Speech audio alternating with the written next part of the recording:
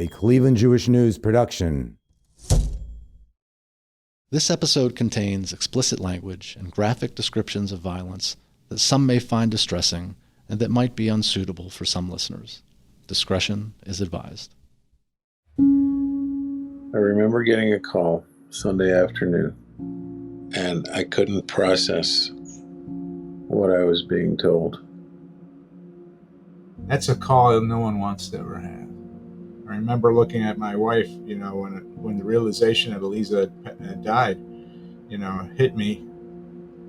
And I said, I don't know if I'm going to be okay. Yeah, it was just a total shock. It was hard to imagine. I was just sitting there in shock for a while and realized I needed to come back to Cleveland, but I couldn't move, so. I've never screamed like that in my entire life. Screaming at the top of my lungs several times. And I don't know if that's like a typical response for trauma. And then just kind of like being numb, like truly numb. It was cold outside, it was snowing, and I was just in pajamas and slippers with no jacket and was laying on the driveway with snow. I didn't feel how cold it was. Where were you? Where were you when you received the worst news of your life? I bet you remember every detail. Who told you, how they told you, their exact words. And I bet you also remember the shockwaves that news sent through your body, your entire world. These moments change us. The tragedies that led to them define us. We often organize our lives around them as everything that happened before and everything that came after. For Aliza Sherman's family, whose memories you just heard, the watershed was March 24th, 2013. That cold, cloudy Sunday was the day their mother, their sister, was taken away from them, stabbed to death in downtown Cleveland. It was the day everything changed. Not just for their family, but for Aliza's friends, too. Aliza had been at a crossroads. After decades of an unhappy and abusive marriage, her divorce trial was days away. There was hope on the horizon. The future she envisioned and shared with loved ones, new home, new confidence, new calm, was the stark opposite of the future that befell her. Optimism was shattered by violence, replaced by grief and despair. But it wasn't only Aliza's family and friends who were left to sort through the emotional aftermath. Around 5:26 p.m. that night, that's when I first heard her screams. He was a complete stranger, a stranger who, until now, has kept his part of this story inside. Aliza's impact on his life is permanent, but he only knew her for a few harrowing moments, her final moments. Until the day I die, I'm gonna be thinking about Aliza Sherman. And I wake up every morning and she's one of the people that are on my mind. I didn't know her name. I didn't know anything about her. My primary goal was to rescue her, save her life.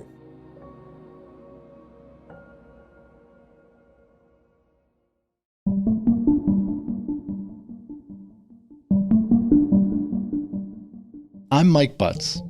And I'm Sara Shookman. This is Aliza, her story at 10 years, a Cleveland Jewish News podcast about Aliza Sherman's life, loss, and legacy. Welcome to episode 2. Mike and I are both journalists who for years have reported on Aliza's story. For many, her name is associated only with tragedy.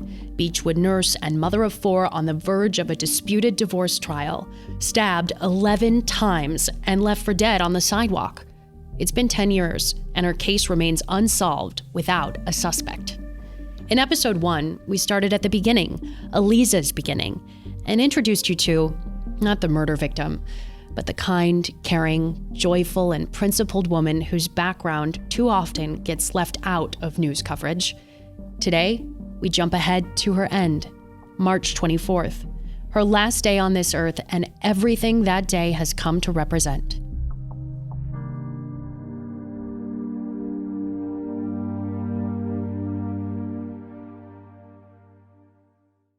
The weather on Sunday, March 24th, 2013, was what you'd expect in Cleveland that time of year. Skies were overcast and a chill was in the air. But for Aliza, the air was ripe with something else: hope. Tensions in her marriage to Sanford Sherman had simmered for years.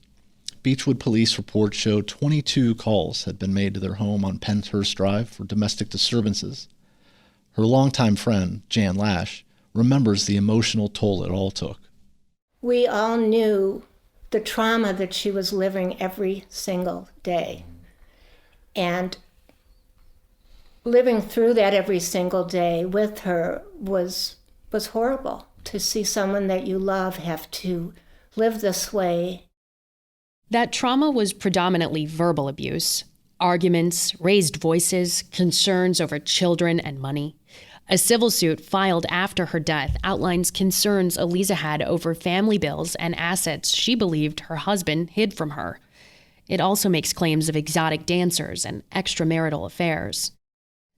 Sanford retired from ophthalmology and closed his Severance Circle practice in 2004 when he was just 48 years old. Jan recalls this offered Aliza the opportunity to revive her nursing career. She'd put it on hold to raise her children, now school age and older. Going back to nursing helped her escape the toxic environment at home, but it played another important role.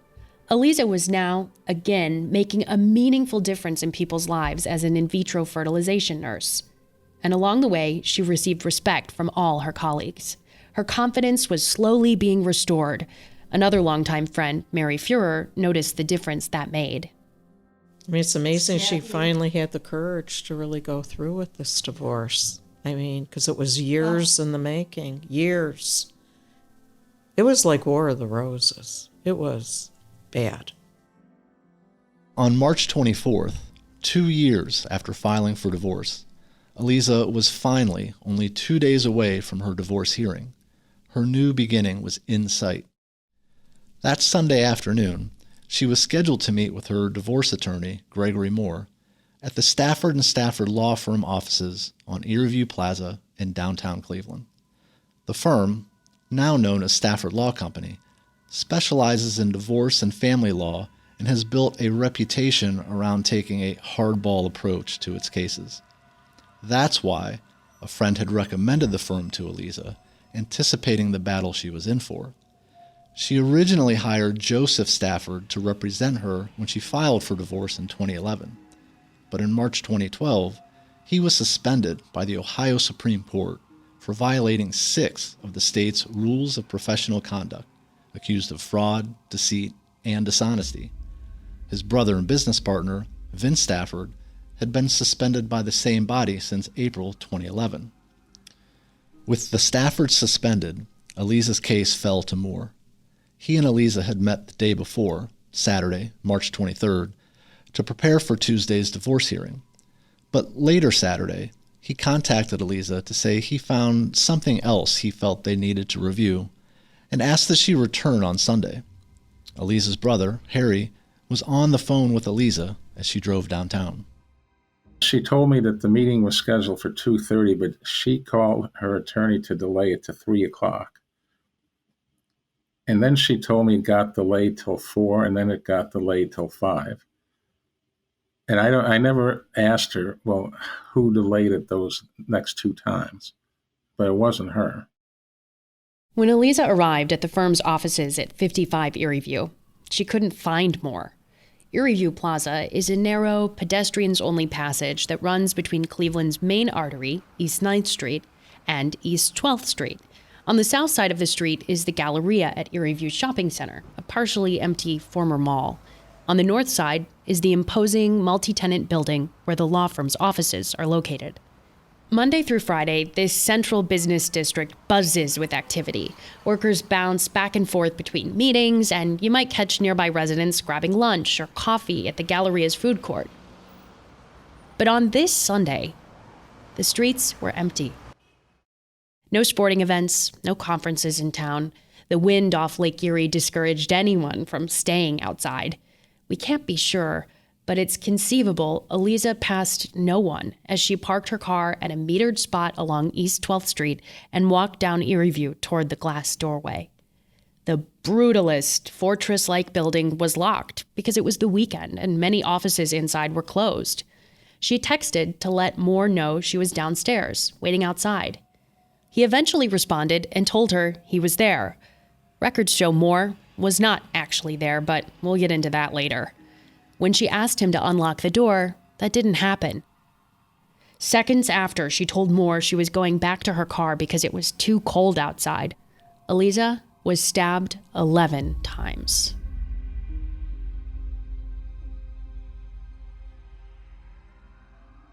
And I was on the phone with her until about 10 after 5 when she parked the car and she got out and she said she's going into the building to see her attorney. And it was 10 minutes later when this attack happened.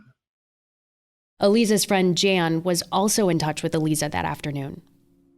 We missed each other during the day, and then I called her. She says, "Oh my God, I have to go see Greg. He changed the times, I have all my papers together, I have to get this ready in 2 days. It's got to be done." And she said, he's changed the time on me a couple times today already, and I'm so frustrated. She was extremely frustrated. And then she texted me an hour later at 4:30 saying,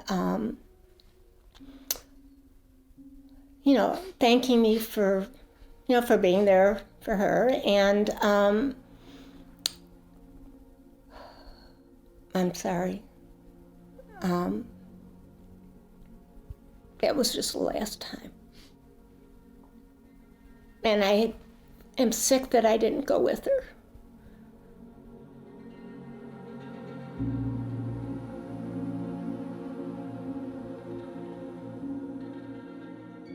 I just kind of saw her laying there, like she just gave up.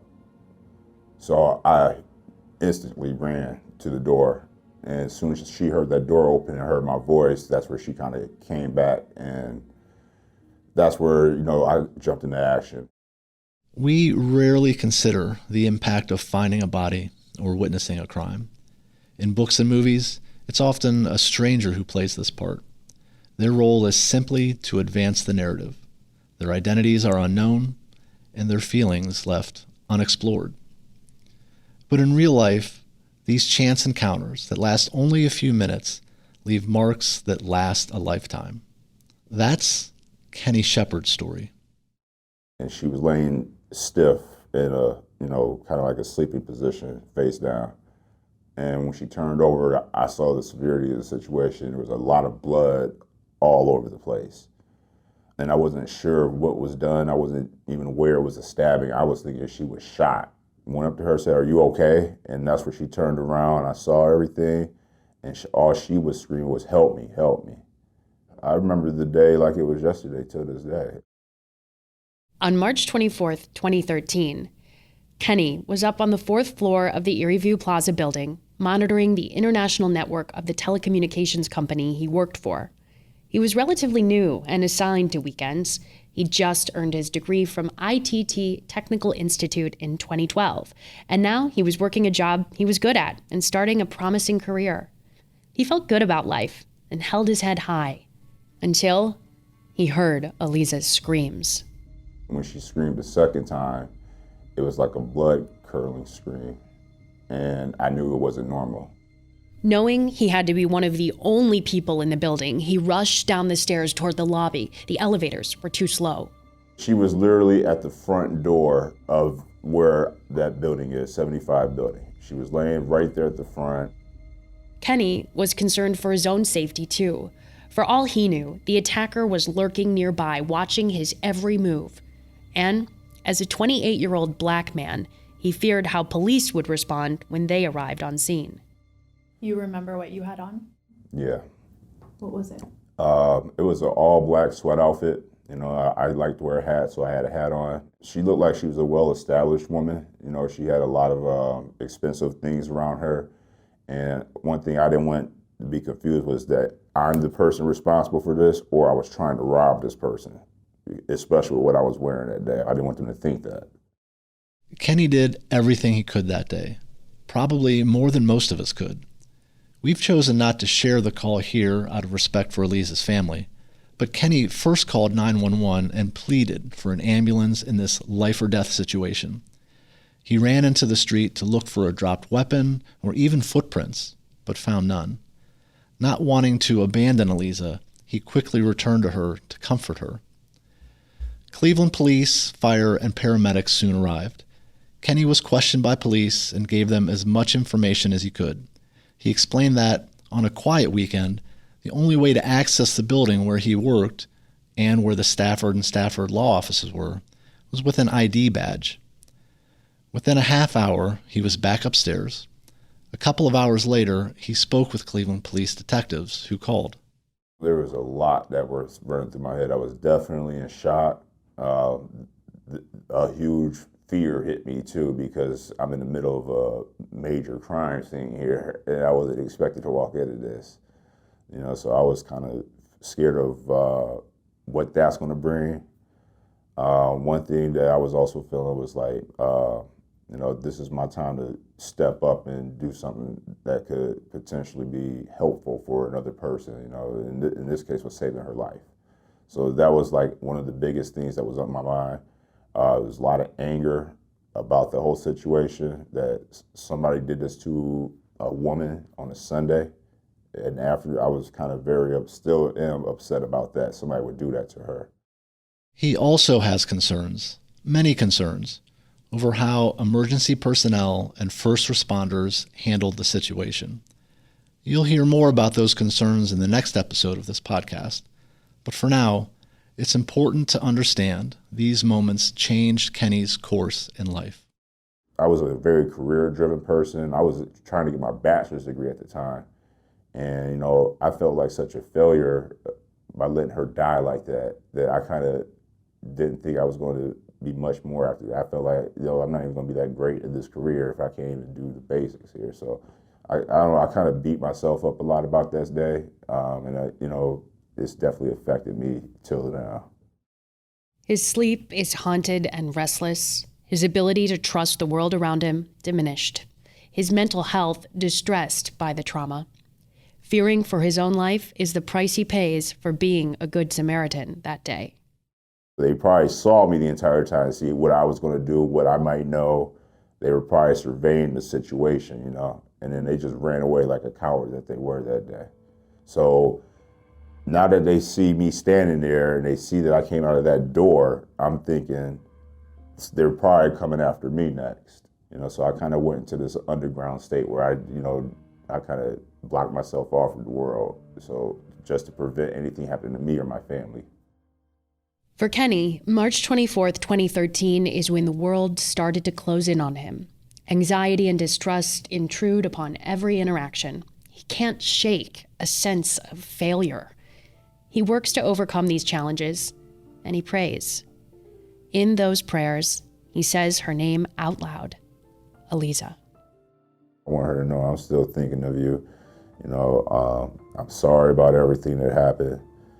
I wish I could have did a lot more to, make sure you were still here with us,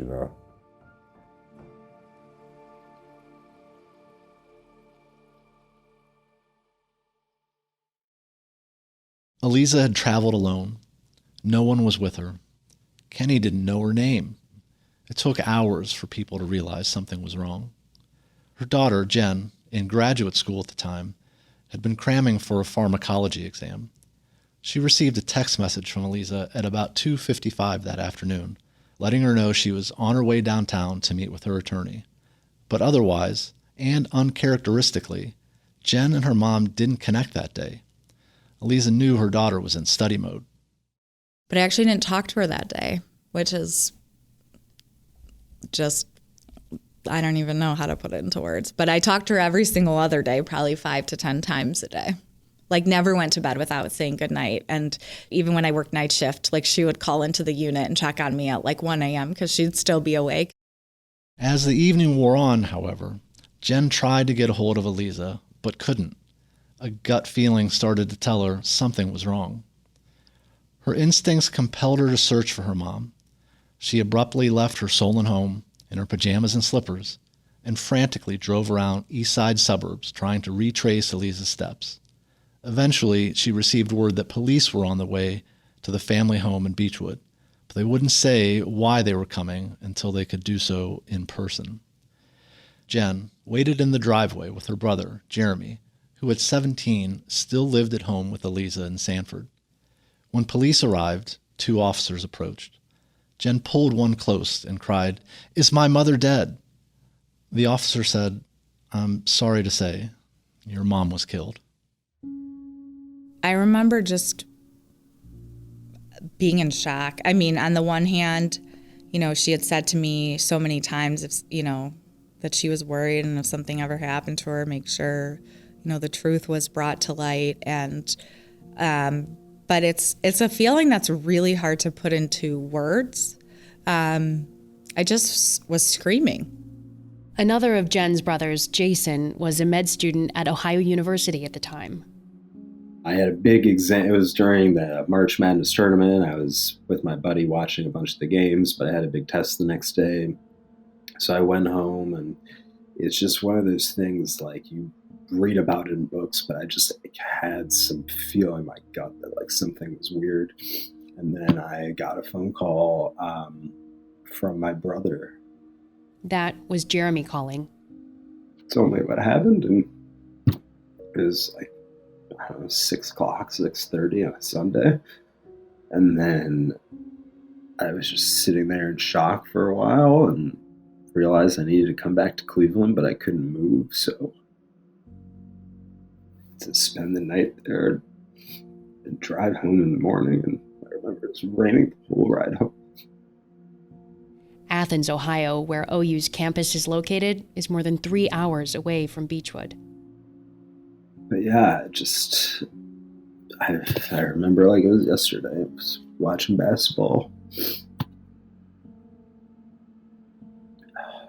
An hour later, my whole life is fucked. States away, Aliza's brothers also learned the horrifying news. Jen called me up and asked me if I'd talk to Aliza, and she's been trying to reach her for hours, and her mother's not answering, and did I talk to her? And I tried to call Aliza's phone a couple of times and there was no answer. And this is Aliza's brother, Harry Zinn, who lives in New Jersey, hundreds of miles away, but still so close to what was unfolding in Cleveland. Aliza always spoke to my mother every day too. Jen, I think, reached out to our mother to ask if she had heard from her, which she hadn't. And, the longer that went on, the more we tried to rationalize that she maybe was at the meeting or she was tied up and she'd get back to us. And it was just a total shock. Shockwaves rippled through the family as the news began to spread. That's a call no one wants to ever have. And I remember we were on the phone, on the phone with Harry, and it was right before Passover, actually. And that was tough. That was another of Aliza's brothers, Ed Zinn. Passover is one of the holiest holidays on the Jewish calendar. It lasts a week, but it's during the first 2 days, from sundown Monday, March 25th, to sundown Wednesday, March 27th that year, that observant Jews abstain from work and other activities. Jewish funerals typically take place 1 to 2 days following death, but Passover meant Aliza's funeral was delayed until Thursday, March 28th.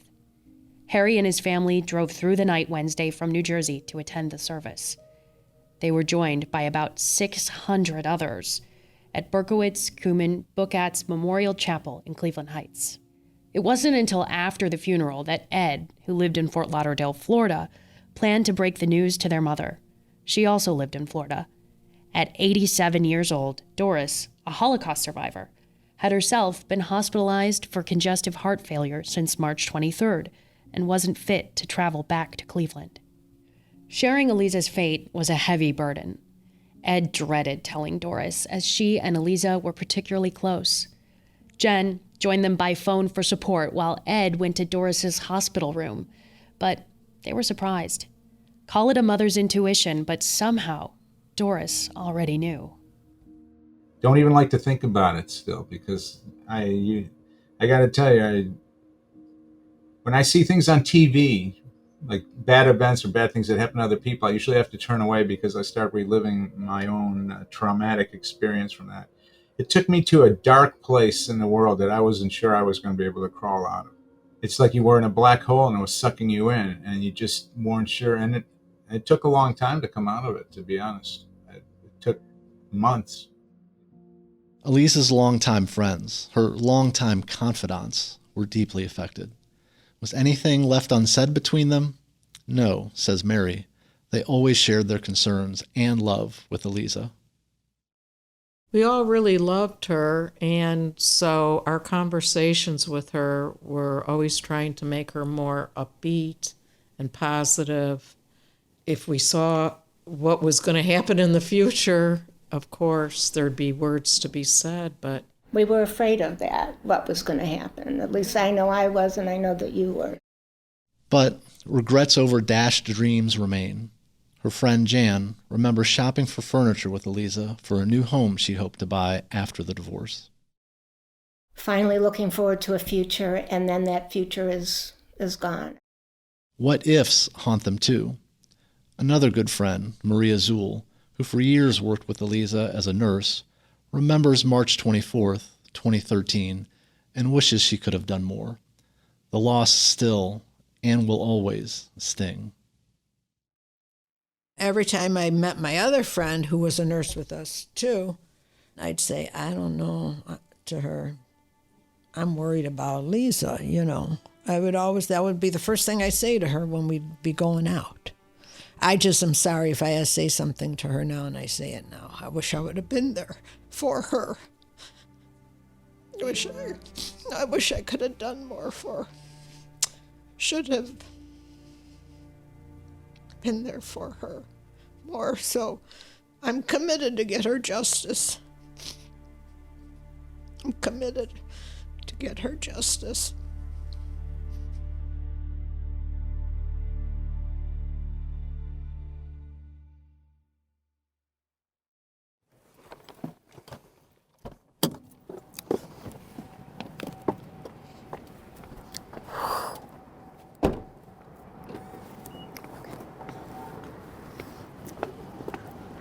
Cold.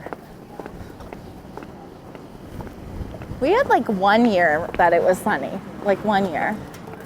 It's usually cold. It's usually cold. Kind of fitting, right? Yeah. Jennifer Sherman is arriving at 75 Erie View Plaza, bouquet of flowers in hand. It's March 24th, 2023. We'll move down there.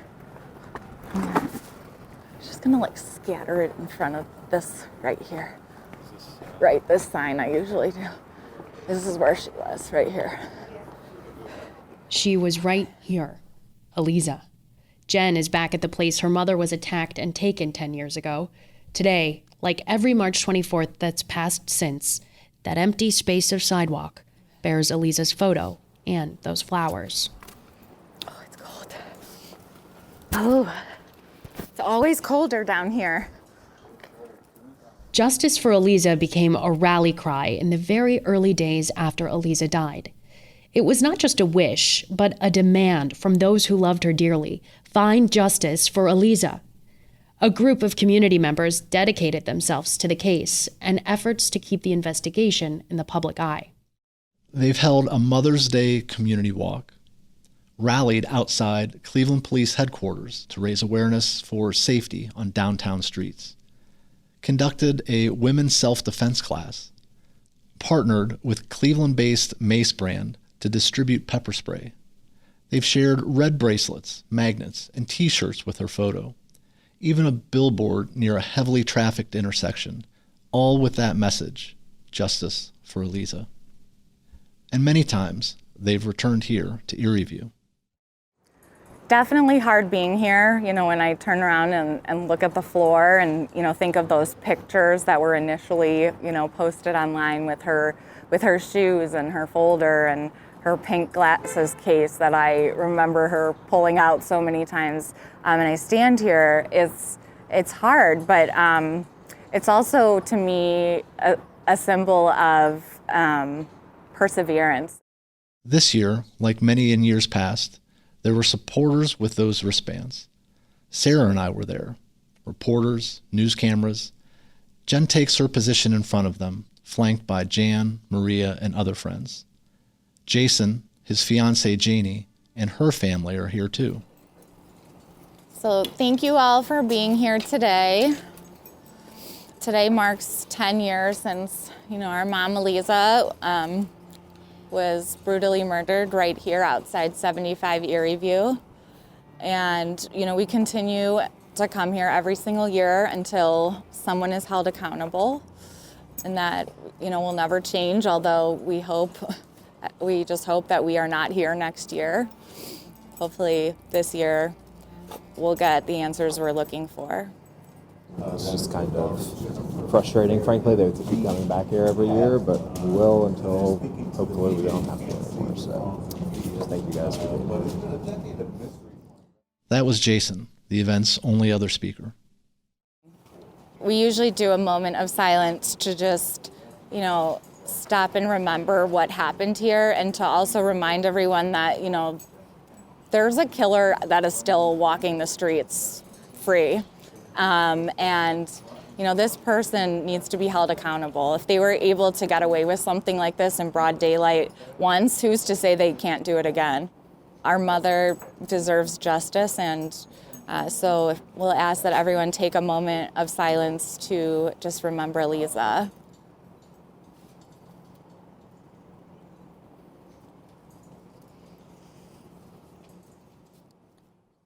This memorial is simple. It's changed shape and length throughout the years, but the sentiment is the same. People come to remember and honor Aliza, and to make sure her story doesn't fade from the public eye. Reminders of support from friends can be comforting, but without exception, everyone who attends wishes the memorial wasn't needed. I hate this. I really hate coming here. The years in the past when we've had it be like a bigger thing, it was very somber, but then I saw everyone here, so at the same time it was kind of like not happy, but like something that made me feel good about the day. This year, the memorial was smaller because it followed a private fundraiser event held the night before to jumpstart the Aliza Sherman Fund that Jen started at Cleveland Clinic. We'll learn much more about that in a later episode. It's really weird because the first few years were just it was still so fresh, and it's still fresh. I still think about her all the time, but life's moved on, and it's just it's a day I don't really look forward to every year, but it comes and we deal with it and move forward. So moving forward is a difficult concept, considering this event is meant to make sure investigators, the public, the rest of us do not actually move on. No one moves on until there's justice for Aliza. But every year, the news crews that come pack up their cameras and tripods and continue to their next assignment. Friends and family cannot move on, but they return to their cars and drive back to the suburbs. The emotional hole that for at least a few minutes gets filled by being surrounded by familiar, caring faces reopens, and the hollowness of life without Aliza seeps back in. This year, though, there was another unexpected visitor in the crowd, another soul stuck in his grief. He stood toward the back, out of the way, not wanting to draw attention away from Aliza and her family. It was Kenny Shepard. I turned and I saw him, and I was like, I just had a feeling that was him. I've never met him, had a feeling. There are moments in their conversation too private to share, but others, it's worth straining to listen.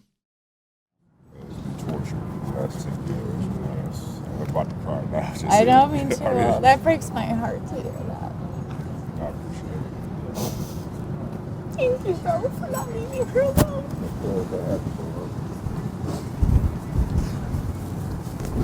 I've thought about you a lot. thinking about you guys, I just didn't want to go out of my boundaries, and I know you guys are going through a tremendous time of pain right now, and I didn't want to intrude. No. I feel like if it's going to be the right time, we'll figure it out. No, I'm so happy to meet you. Glad to meet you too. Yeah, you should know, like, so my mom truly, like, she was, like, felt like no one should ever die alone. Like, I don't know when we talked about it, because that sounds kind of morbid to talk about, but I think being, like, a nurse, she just always felt that way, and so. She didn't deserve nothing that day. No. That was the worst thing. It still haunts my mind. I'm sure. And I do apologize. I wish I could have saved her life. That was my goal. Believe me, I wish I could have. I feel like I failed her. No, you didn't. If anything, just know, like, if anything has brought me comfort over the years, it was knowing she wasn't alone. So thank you. Of course. I'm in pain because I wish I could have been there 2 minutes earlier. I wish I would have gone with her that day. I wish I would have talked to her that day.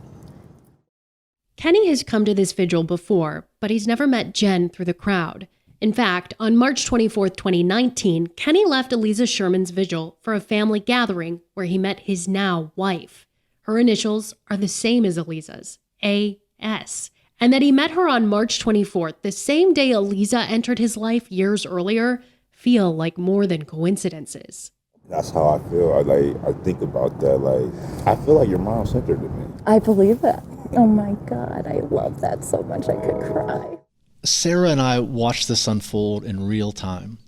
We knew something special was happening, a moment 10 years in the making. This March 24th was a new day and took on a new direction. A signal perhaps sent straight from Aliza herself. So that really seemed to change the dynamic of today. I feel like I'm like floored. Like I'm almost speechless. Clearly not, but almost, which is, a hard thing. And I said to him, I've never actually cried standing here. And this is the first time ever. And I always kind of thought like, wow, like it reminds me, like you just become numb. But I don't know, just to meet Kenny and to hear what he had to say and to see him cry, like it hurts my heart to know someone else is hurting so much. Mike, it happened the way it was supposed to, that my mom, like it was like just you and Sara and us, like for whatever reason, I think we probably need each other. I know he didn't know her very well, but he sounds like he in the short time he knew her, like really got an understanding of who she was. Like he said, and he looked in her eyes, he just saw kindness. And I don't know. I hate that he's suffering so much. And I want to help him because it would break my mom's heart to know how much he's suffering. Now I feel like she just told me what my next focus is, and it's going to be to help him.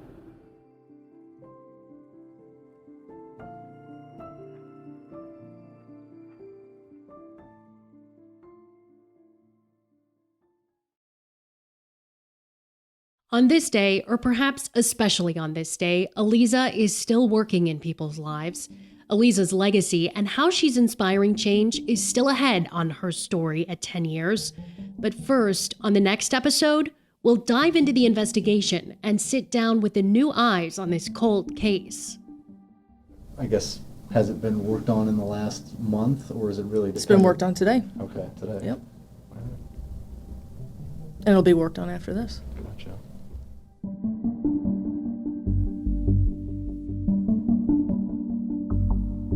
Aliza, Her Story at 10 Years is produced by the Cleveland Jewish News. Executive producers are Kevin S. Adelstein and Jennifer Sherman. Today's episode was produced by Mike Butz, Amanda Kane, Deanna McKeegan, Cheryl Sadler, and me, Sara Shookman. It was edited by Amanda Kane and Deanna McKeegan and written by Mike Butz and me. Special thanks to Adam Freed, Tracy Porter, and Jennifer Sherman. Cover art designed by Bella Bendo and Jessica Simon. Our theme music is Particles by Nobu. Additional music included in this episode is by EDOK, Artie Sun, Alon Pertez, Hans Johnson, Frank Schlimbaugh, Shahid Mustafafar, Tamir D. Klein, and Nobu. The reward for information leading to Aliza Sherman's killer stands at $100,000, the largest reward in the history of Crime Stoppers of Cuyahoga County. Anyone with information regarding Aliza Sherman's murder should contact Crime Stoppers at 216-252-7463 or 25crime.com. That's 25crime.com. Callers can remain anonymous and are eligible to receive a cash reward if the information given leads to an arrest or grand jury indictment of a felony offender. To learn more or support the Aliza Sherman Fund, visit give.ccf.org/Aliza Sherman Fund. To read more about Aliza's story and listen to other episodes in this series, visit cjn.org/podcast. If you or someone you know has been affected by the themes discussed in this podcast, we encourage you to reach out to a mental health professional or a helpline dedicated to providing support.